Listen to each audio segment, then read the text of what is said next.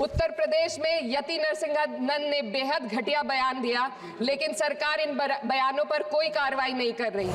मैं इस सदन से दुनिया भर के अल्पसंख्यकों की आवाज उठाना चाहती हूँ, खास तौर पर हमारे पड़ोसी देश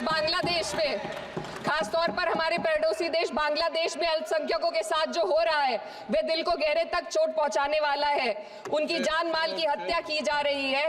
बांग्लादेश हो या हिंदुस्तान हो या कोई और देश, अल्पसंख्यकों की सुरक्षा, इज्जत और अधिकारों की हिफाजत हर सरकार की सबसे पहली जिम्मेदारी होनी चाहिए। हालात इस कदर बिगड़ चुके हैं कि hate speech, mob lynching, bulldozer द्वारा घरों को गिराने की घटनाएं आम हो गई हैं, खास तौर पर उत्तर प्रदेश में, जहां ऐसा लगता है जैसे कानून के नाम पर जंगल राज चल रहा हो। संभल में जो हुआ वो सबके सामने है। पुलिस के संरक्षण में निर्दोष लोगों की हत्या की गई और सरकार ने चुप्पी साध ली। अल्पसंख्यकों पर हिंसा बढ़ती जा रही है, मगर सत्ता में बैठे लोग या तो आंखें मूंदे हुए हैं या फिर इन घटनाओं को बढ़ावा दे रहे हैं। हद तो तब हो जाती है जब न्यायपालिका की बात भी अनसुनी कर दी जाती है। ऐसा लगता है जैसे संविधान की किताब तो है, पर इसे चलाने वालों का ईमान गुम हो गया है। आप तमाम लोग जानते हैं कि देश भर में मुसलमानों के साथ क्या कुछ हो रहा है। इस पूरे मामले को लेकर के आज देश के सदन में जब इकरा हसन, जो कि आप तमाम लोग जानते हैं कि कैराना की नवनिर्वाचित सांसद हैं, उन्होंने जो है इस पूरे मामले पर जम करके आवाज उठाई। उन्होंने बताया कि किस तरह से मुसलमानों की मॉब लिंचिंग हो रही है, मुसलमानों की हत्याएं हो रही है, और इन सब का जो कहा सकता है हब है वो एक तरह से उत्तर प्रदेश बन गया है। उत्तर प्रदेश में जंगल राज है और बहुत सारी बातें इकरा हसन ने कही है। आप इस वीडियो को देखिए। एक युवा सांसद के तौर पर मैं अपनी उम्मीदों को संविधान के साथ जोड़कर खास तौर पर यह बताना चाहती हूं कि आज हमारे देश में पिछड़े, दलित, अल्पसंख्यक समुदाय को किस तरह अपने संवैधानिक अधिकारों और आज़ादियों की हिफाजत के लिए हर रोज मुश्किलों का सामना करना पड़ रहा है। Doctor B.R. अम्बेडकर के कथन से अपनी बात रखना चाहती हूँ।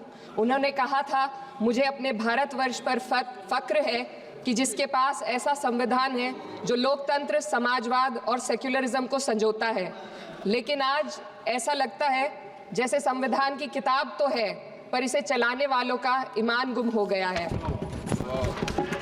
आज हिंदुस्तान में हर वर्ग को किसी न किसी चुनौती का सामना करना पड़ रहा है, मगर अल्पसंख्यक, खास तौर पर मुसलमानों पर जो कहर टूटा है वो किसी से छुपा नहीं है।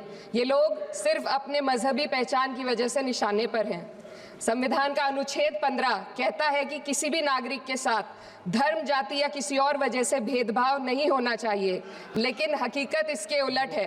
हालात इस कदर बिगड़ चुके हैं कि hate speech, mob lynching, bulldozer द्वारा घरों को गिराने की घटनाएं आम हो गई हैं, खास तौर पर उत्तर प्रदेश में, जहां ऐसा लगता है जैसे कानून के नाम पर जंगल राज चल रहा हो।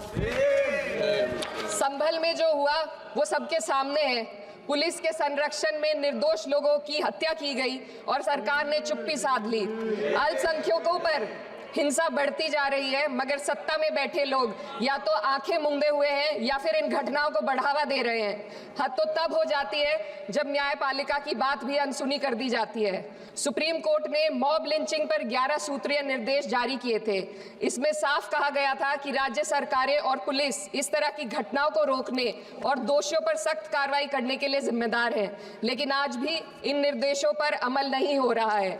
हाल ये है कि मॉब लिंचिंग को रोकने की बजाय सत्ता में बैठे लोग आग में घी डालने का काम कर रहे हैं। उनकी जुबान से ऐसी बातें निकलती हैं जो नफरत को और बढ़ावा देती है। ये अशांति अब इतनी गहराई तक फैल चुकी है कि हमारे समाज के धर्मनिरपेक्ष चरित्र पर गंभीर सवाल उठ रहे हैं। साल की शुरुआत में ही कई राज्यों में दुकानदारों को अपने नाम बोर्ड पर लगाने के लिए मजबूर किया गया। इसे सेहत और सुरक्षा के कानूनों का हिस्सा बताया गया, मगर असल मंशा कुछ और थी। ये कदम खास तौर पर मुसलमान दुकानदारों को निशाना बनाकर उठाया गया ताकि उनकी रोजी रोटी पर चोट की जाए। पिछले हफ्ते मुरादाबाद में एक मुस्लिम डॉक्टर को हिंदू बहुल्य मोहल्ले में घर खरीदने पर विरोध झेलना पड़ा। वजह बताई गई कि इससे मोहल्ले की सामाजिक शांति बिगड़ जाएगी। अब आप ही बताइए, क्या ये वजह सही है, जायज है? असल में ये छोटी बड़ी घटना इस बात का सबूत है कि सांप्रदायिकता को बढ़ावा देने वाले बयान और नीतियां हमारे समाज को अंदर से खोखला कर रही है। उत्तर प्रदेश में यति नरसिंहानंद ने बेहद घटिया बयान दिया, लेकिन सरकार इन बयानों पर कोई कार्रवाई नहीं कर रही। हेट स्पीच न केवल जनमानस के विचारों को प्रदूषित करती है, बल्कि इससे अब संवैधानिक पदों पर बैठे लोगों को भी प्रभावित कर दिया है। अभी हाल ही में माननीय उच्च न्यायालय इलाहाबाद के माननीय न्यायाधीश ने ऐसे बयान दिए जिसका संज्ञान खुद सुप्रीम कोर्ट को लेना पड़ा। संविधान के अनुच्छेद 29 और 30 ने अल्पसंख्यकों को उनके मजहबी और सांस्कृतिक हक दिए हैं ताकि वो अपनी पहचान को बचा सके और अपने संस्थान चला सके, लेकिन आज उन्हीं हकों पर हर तरफ से चोट की जा रही है।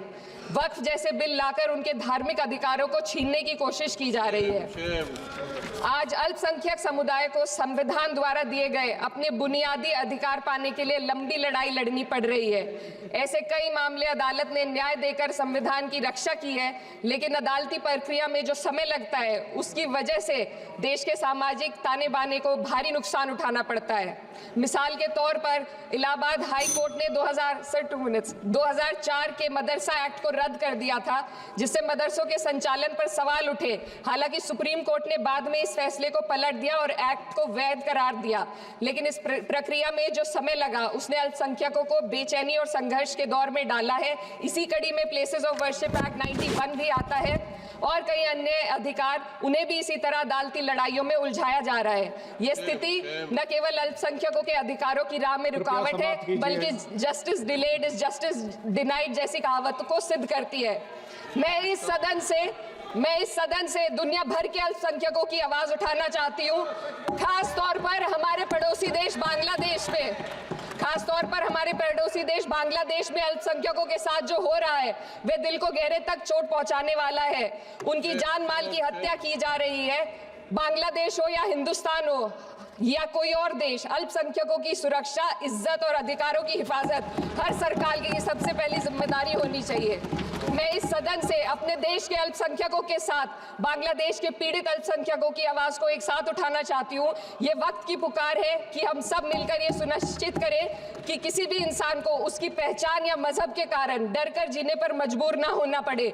जहाँ हक छीने जाते हैं वहाँ अमन खो जाता है। ये बात हर सरकार को समझनी चाहिए। अगर हम सच में अपने संविधान का सम्मान करना चाहते हैं तो हमें नफरत और भेदभाव को खत्म करना होगा।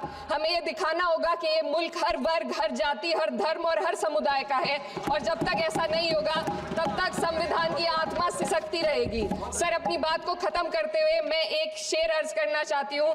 ये दाग दाग उजाला, ये शब गजीदा शहर, वो इंतजार था जिसका ये वो शहर तो नहीं।